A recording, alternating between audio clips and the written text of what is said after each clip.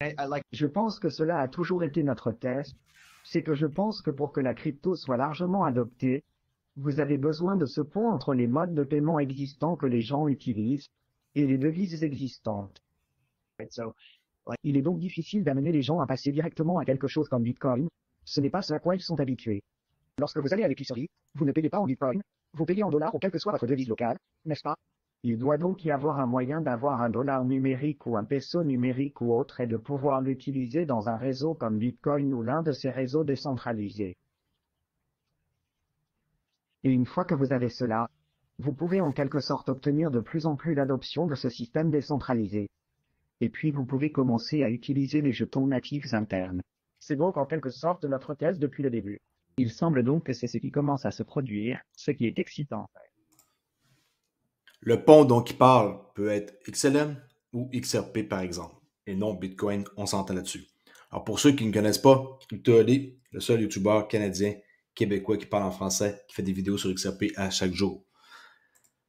La question du jour, le test était Bitcoin, la distraction était Ethereum. Bientôt, vous vous rendrez compte que ce n'est pas Bitcoin ou Ethereum qui vous rendront riche, mais bel et bien XRP. D'accord ou pas? Je viens de poster le vote. D'accord ou pas? Allez voter maintenant.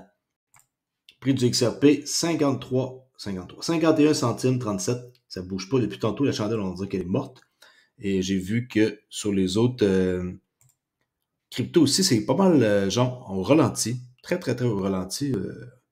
J'ai rarement vu ça, ça bouge pratiquement pas. Et le prix reste vraiment au même prix pendant longtemps. Je pensais que ma plateforme était arrêtée, mais non. Les marchés sont live. Regardez Market Open. C'est juste qu'il n'y a pas d'action présentement à ce temps-là. Ce qui est quand même plutôt rare. Les marchés sont toujours en baisse de 1,4 après avoir eu moins 5% depuis hier. Et le Bitcoin est en dessous de 40 000. Je ne sais pas si on va encore baisser, mais une chose est sûre, c'est qu'on a eu une bonne descente. Acheter maintenant ou pleurer plus tard, c'est la bannière que j'ai mis aujourd'hui parce que je trouvais ça vraiment intéressant de vous montrer ça, que les gens, ils achètent pas à 50 cents parce que ça monte pas depuis longtemps de ça. Et là, ils vont regretter et plus tard, quand il va coûter 1000 pièces, ils vont acheter. Mais ils vont avoir raté la chance d'avoir acheté à 50 centimes. Alors, c'est pour ça qu'aujourd'hui, j'ai sélectionné une bannière comme ça. Je trouvais ça très, très, très représentatif de qu'est-ce qui s'en vient pour plus tard. On parlait de le clawback. OK, on est dans les amendements là, sur l'XP Ledger. On parle toujours du AMM. Mais le clawback, personne n'en parle. Et je vais vous montrer c'est quoi à l'instant. Alors, la fonction clawback pour le XRPL est proche de 80%. Ça veut dire que c'est adopté. N'oubliez pas que les banques ont besoin de récupération sur le XRPL. Sans cela, les banques ne peuvent pas contrôler ces CBDC sur le XRPL. Et comme nous le savons tous, les banques aiment avoir le contrôle. Alors, si vous voulez des CBDC sur le XRPL, cela va être nécessaire. OK? Clawback, 74%, ça prend 80% pour que ce soit voté. 28 sur 35, comme les AMM. On est dans les amendements. Clawback, regardez, 26, ça prend encore deux autres personnes dans cette gang-là pour que ça passe. Okay? On est à 74, ça prend 80. Le clawback, il y en a qui pensent que vous pouvez faire une transaction et l'argent par la suite, vous pouvez vous la faire reprendre. C'est pas partout comme ça, c'est vraiment pas comme ça qu'il faut le voir. Regardez, à des fins réglementaires, c'est nécessaire là, d'avoir ça. Certains émetteurs doivent avoir la possibilité de récupérer les jetons émis après leur distribution sur les comptes. Par exemple, si un émetteur découvre que des jetons ont été envoyés vers un compte sanctionné pour une activité illégale, l'émetteur pourrait récupérer les fonds. Dans le fond, c'est une protection. Les gens voient ça comme ils peuvent reprendre les tokens. Ouais, mais c'est pour vous protéger. OK? Et oui, les banques, ils aiment avoir le contrôle. Et ça va être pareil pour qu'est-ce qui s'en vient. Si vous pensez que les CBDC n'arrive pas sur le XRP Ledger. Détrompez-vous, on va voir tantôt Jeremy Allaire qui va en parler. OK? Regardez bien ça. Ripple est mentionné au Forum économique mondial comme une entreprise capable d'améliorer considérablement les coûts et la vitesse des transactions. Et on va voir que, si vous êtes attentif, il va nommer Brad Company. Il parle de Ripple. Il faut être attentif, par exemple. Regardez bien. Avons-nous vu plus de 3500 milliards de dollars de transactions directement sur Internet entre contreparties? Et donc, si nous pouvons l'améliorer avec des technologies de blockchain plus évolutives comme celles proposées par la société de Brad et que nous pouvons rendre... La société de Brad. Je ne sais pas si c'est moi qui entends mal, mais regardez. Pour ne pas dire Ripple. Améliorer avec des technologies de blockchain plus évolutives comme celles proposées par la société de Brad et que nous pouvons rendre ce coût de déplacement extrêmement faible, puis permettre aux individus disposant de portefeuilles numériques qui peuvent interagir et que vous pouvez adapter le risque, n'est-ce pas? C'est la façon dont j'aimerais y penser. De qui vous pensez qu'il parle? Des blockchains en tant que tel, mais là, il donne un exemple avec le XRP. Mais à la base, si vous voulez résoudre ce problème, les gouvernements doivent accepter que les gens veulent de l'argent numérique. C'est un produit qu'ils veulent. Et du point de vue des envois de fonds, c'est essentiel. Si vous voulez éduquer quelqu'un et lui dire « Eh, vous devriez le faire numériquement », il veut savoir « Est-ce aussi bon que de l'argent liquide ?» Quelqu'un peut-il l'éteindre? Peuvent-ils l'éteindre? Est-ce aussi bon que ce que je reçois lorsque je reçois de l'argent liquide? Et je pense que nous devons répondre définitivement à cette question en tant que société si nous voulons résoudre ce problème des envois de fonds. Les Pierre Jean-Jacques de ce monde-là, ils vont pas voir la différence. Ils vont continuer à faire leur vie comme tout le monde, puis des transactions. Mais nous, vu qu'on est tôt, on va avoir investi dans le Web3. OK? Par rapport à Brad Garlinghouse, c'est cette vidéo-là que j'ai pas réussi à traduire, mais qui est extrêmement importante.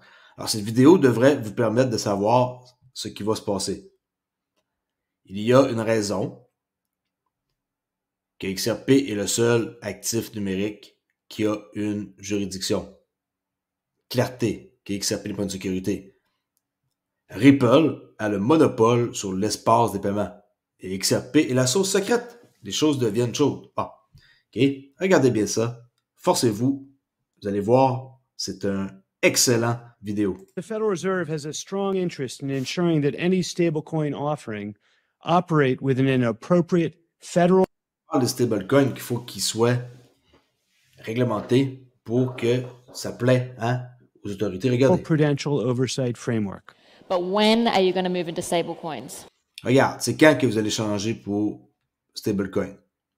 Je sais pas comment le traduire autrement, là. Regardez bien. OK. Et comment qu'il répond? Il répond pour... Il peut pas dire exactement qu'est-ce qu'il veut. Alors, il va répondre d'une façon un peu comme... pour détourner la question. 2 fois de suite, vous allez voir.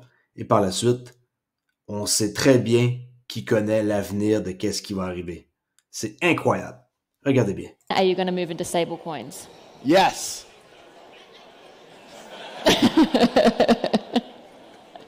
When? Yes. OK, c'est une façon pour détourner les questions. Regardez bien. Look, I think the stablecoin market is fascinating. Will we do or say more than that? Not today. Est-ce que je peux en dire plus que ça? Ben, pas aujourd'hui. Il sait qu'est-ce qui s'en vient. Et quand on écoute ça, et qu'on est attentif, et qu'on écoute les gens qui sont dans le savoir, je me demande encore pourquoi que les gens ont peur. Ils ont peur d'attendre. Je sais que les gens que ça fait 2-3 ans qui sont dans XRP, ils en ont marre d'attendre. Mais qu'est-ce que je voulais que je vous dise? Vous avez choisi la bonne crypto, mais vous n'avez pas la patience. Puis il y a eu en plus plusieurs choses qui se sont passées, dont le cas de la SEC qui a nuit énormément au développement et à la réglementation qui arrive plus vite. Mais ailleurs, des États-Unis, c'est pas un problème, là. Federal Reserve has a strong interest in... À part ça, ça ne me surprendrait pas qu'on lance quelque part d'autre qu'aux États-Unis les actions, comme par exemple, on pourrait opérer dans une autre région que les États-Unis pour commencer. Okay? Il y a des bourses qui sont prêtes à accueillir Ripple comme Hong Kong. Alright? On en reparlera cette fois-ci, cette vidéo-là. On se concentre sur cette vidéo. Regardez. Ensuring that any stablecoin offering operate within an appropriate federal prudential oversight framework. The potentially fast and wide adoption of a global stablecoin, potentially a global currency governed only by the incentives of a private company, Private company, Ripple. is something that will deserve Et Jérôme Powell de la Réserve fédérale. Avant, c'est Michael Barr. and will receive the highest level of regulatory expectations and will receive En passant, j'ai pris cette vidéo-là de 24 heures crypto, là, qui est un excellent YouTuber. OK?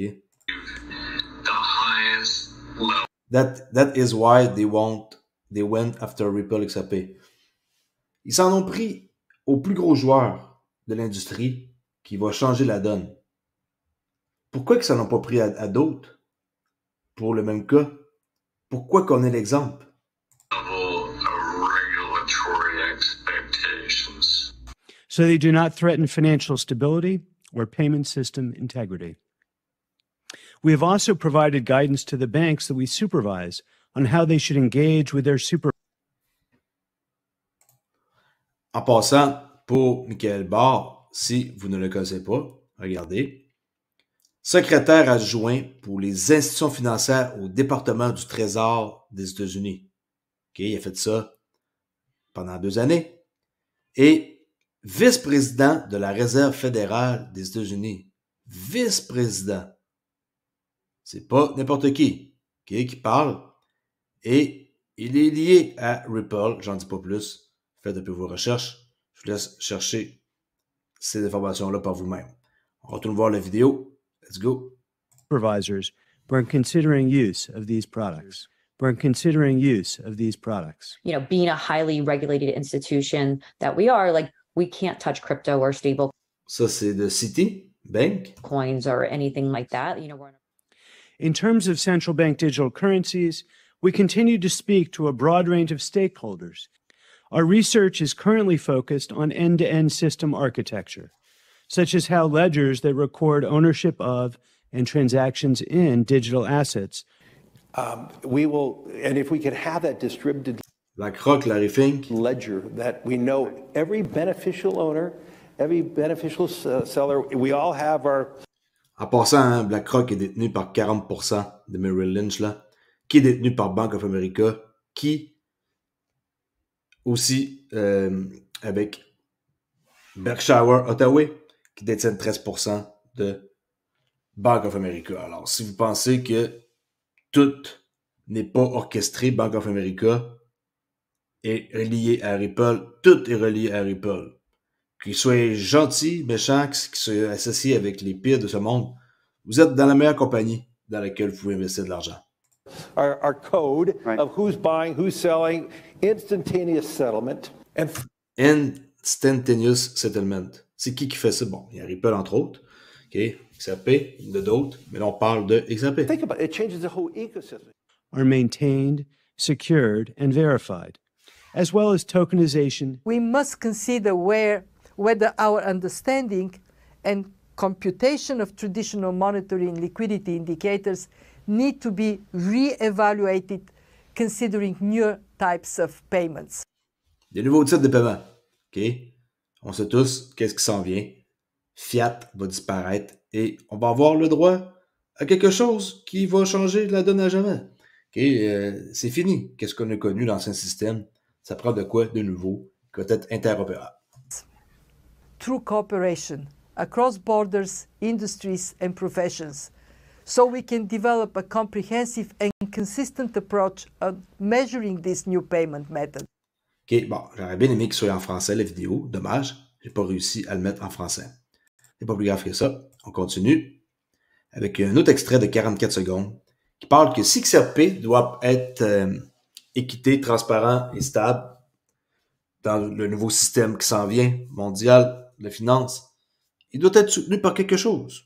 Et ce quelque chose-là, c'est l'or ou un panier de matières premières, j'en ai parlé hier, qui est un basket de plusieurs types de matières premières. OK? Un des deux.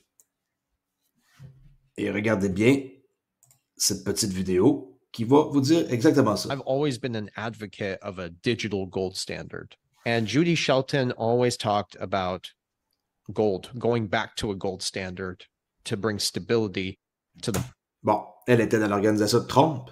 Maintenant que Trump va revenir, elle va revenir dans le décor. Alors, elle aurait le pouvoir de faire ça. Markets and fairness. So, when we're talking about like XRP as an alternative... Elle avait échappé de 1 ou 2 voix il y a 2 ans de pouvoir faire ce genre de gold back standard. The research says it's going to be gold backed. Si elle avait été nommée au Sénat. Mais ils l'ont tassé, hein? Yeah. Yeah. And they're going to do it in an unusual manner. And I cannot claim to be an expert on this, but I think what's going to happen is that the volume will increase, and at the same time, they're going to lift the price. Le volume va augmenter et ils vont augmenter aussi le prix. Qui est volume en premier, le prix suit après. So you can have 2 different factors working together to expand the market. OK. Trump pick another Fed member who believe in the gold standard. Ça, c'est quand que j'ai dit, comme 2020, c'était 2019. Et cette Judy Shelter-là, elle est capable d'arriver à ses fins avec un projet comme ça. Market cap volume, the capability of XRP. I've always been an... OK. Pour XRP, c'est pas mal ça. Une nouvelle que j'ai trouvée intéressante. Les pays qui ont des spots Bitcoin ETF. États-Unis 10, Canada 6, Jersey 5, Guns 6, je sais pas c'est où, 3, Germany, Switzerland, Brésil, Liechtenstein, Australie. OK, fait que 10. Je montre ça pour quelle raison? Regardez. Grayscale ont vendu 515 millions de dollars en Bitcoin aujourd'hui. OK, mise à jour, moins 515 millions de dollars. Franklin, eux autres, ils en ont ajouté pour 1,1 et Bitwise, 27 millions. Les sorties totales atteignent le chiffre stupéfiant de 3,97 milliards de dollars en seulement 8 jours. Qu'il y a-t-il, excusez-moi, derrière le dump de Bitcoin de Grayscale? Et là, on peut voir une photo. OK, iBit, c'est BlackRock. Leur pourcentage de frais, 0,12. Le 11 janvier, quand ça a commencé, 111 Bitcoin, 386 Bitcoin. On voit les quantités qu'ils ont achetées. FBTC, Fidélité. OK, ARC, Bitso. Le GBTC, Grayscale, regardez, les autres, c'est le contraire. Ils en sortent. 484 Bitcoin, 580. Ils sortent. Pourquoi ils font ça? Je ne sais pas tout à fait ça, mais je sais qu'ils envoient ça chez Coinbase. Il y a quelque chose qui se passe. C'est eux qui affectent, je crois, le prix de beaucoup. OK?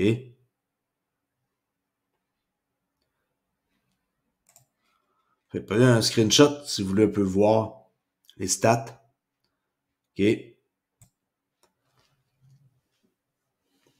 Ça, c'est un vieux reportage. Il y a une photo qui avait été prise dans la closing bell à CNBC. Et regardez ici, qu'est-ce qu'on voit. Bitcoin était à 6650, Ethereum 519, Litecoin 101 et XRP à 56 centimes, OK, sur Bitstamp. Et on est pratiquement au même prix aujourd'hui. Puis, qu'est-ce qu'on peut voir? C'est qu'on est les seuls qui ont été comme matraqués, on pourrait dire, et qu'on a été mis au sol, pendant que les autres ont passé de 6 000 à 69 000. Bon, ça c'est pas récent, là, mais juste un exemple. Ça, 519 dans les 2003. OK, ça c'est en date, mettons, d'à peu près aujourd'hui, là. Mais c'est pour vous donner un exemple que tout le monde a eu leurs heures de gloire, on pourrait dire. Mais XRP, nous, 56, au contraire, on a même baissé. Okay, eux, ils ont monté. x6, x4.5. Mais nous, rien. Puis il y a des raisons pour ça. Et arrêtez de penser que c'est un shitcoin, ça vaut rien. Les raisons sont beaucoup plus grosses que qu'est-ce qu'on peut imaginer. Puis, qu'on croit au projet, puis qu'on voit tout ce qui se passe, ben, il y a une raison. C'est comme pour décourager le monde. Moi, honnêtement, si j'avais pas de chaîne YouTube et que j'avais du XRP, je penserais exactement comme la plupart de mes abonnés. Je dirais, wow, c'est cool, j'aime beaucoup le projet, mais le token, c'est pas terrible, hein? Ça fait pas grand-chose. Mais vous êtes informé, parce que je vous tiens informé et vous regardez aussi d'autres chaînes. Alors, quand vous voyez ça à 52 centimes, vous devriez vous dire plutôt, je vais en acheter plus. C'est comme moitié prix. Puis pourquoi que je n'en achèterais pas plus? 51 centimes. C'est pas mal mieux que de le payer 62, non? Alors, c'est à vous de faire les démarches pour ça. C'est pas à moi. Mais je trouve ça pas pire de voir ça même. Puis, on voit que Jim Inman, hein, vous le connaissez un peu tous, on en a parlé beaucoup. C'est un autre connard dans la gang qui est mouillé et qui a beaucoup de trucs qu'on lui reproche, dont les emails hein, qu'on a eu accès avec le cas RippleSec. Là. C'est terrible de voir comment est-ce que ces gens-là sont toujours encore en liberté puis qu'il n'y a personne qui les arrête ou leur fait un procès.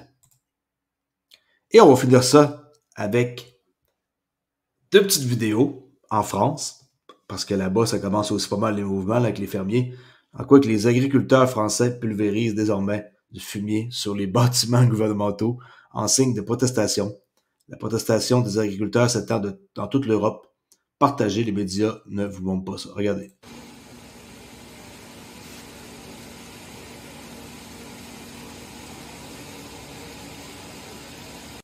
OK.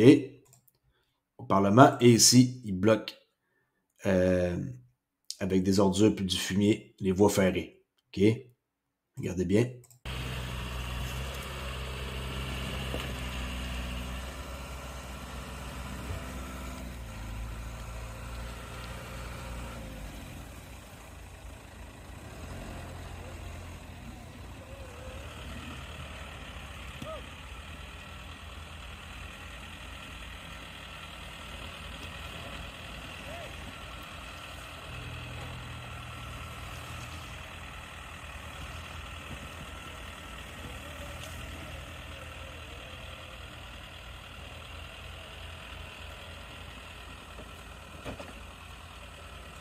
En tout cas, ça va sentir mauvais, pas à peu près.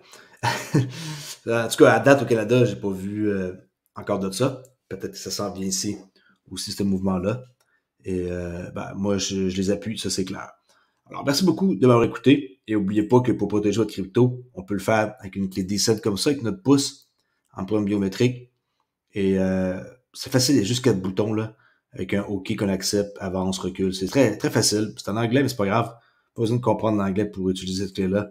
Vous protégez votre crypto et vous ne le mettez pas sur des sites d'exchange centralisés. Là, au moins, c'est sur la blockchain et c'est votre clé à vous. Hein? Not your key, not your crypto, qu'on dit toujours, là. 129 au lieu de 160, ou sinon 2 clés, 2,19 au lieu de 3,18.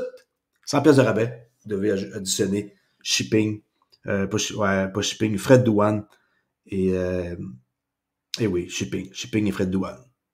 Alright, parce que les gens pensent que c'est juste ça comme ça puis qu'ils vont payer le prix, mais c'est pas moi qui décide du dédouanement, c'est la loi, puis c'est comme ça que ça fonctionne. Merci beaucoup de m'avoir écouté et je vais aller continuer mon test pour ma stratégie que je vais vous montrer peut-être dans les prochaines semaines, on va voir. Stratégie de trading, s'il y en a qui sont curieux et qui veulent en savoir plus, vous pouvez le faire en venant faire un tour sur mon Discord Trader Oli. OK? Et tout ça, ça se trouve où? Ça se trouve ici, dans les 4 liens. Trader Oli, la chaîne YouTube nouvelle, Discord, que vous connaissez tous, Crypto Oli, et un autre Discord, Trader Oli. Comme ça, vous allez pouvoir venir parler de trading si cela vous intéresse. Merci. Ciao, à demain.